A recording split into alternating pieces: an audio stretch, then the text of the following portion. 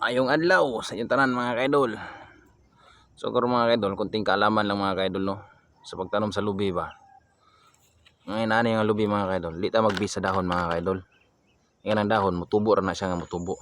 Atong gwapo nga pagtanom mga kaidol, kanang wa pa gay ugat diri mga kaidol. Kanang wa pa siya ka-penetrate sa yuta ba. Kaya once maka-penetrate sa yuta ang ugat mga kaidol, siyempre pagkuhan mo ni putlong ito nimo mga kaidol no. So damage siya. Ning hinay na epektuhan na yang pagtubo mga kaidol kay umang giputol kan sa yuta. Ang gwapo pagtanaw sa lubi mga kaidol, kanina ni yung wa pagid siya kanaog sa yuta ba. Ana pa lang siya.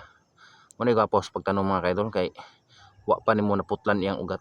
Gwapo pud siya kayo nga itanom kay continue paggikas pagturok ani sa yuta. Continue na gyud mga idol. Ug di lang siya batudon, gwapo kay sa pagturok. Oh. Di ta magbisa ni dahon ra man na. Mo produce man ni siya dahon kung makaadto na ang gamot sa yuta. Ito na mga kaidol. Bahalag pati siya tanahon pero at least gwapo ang silalom.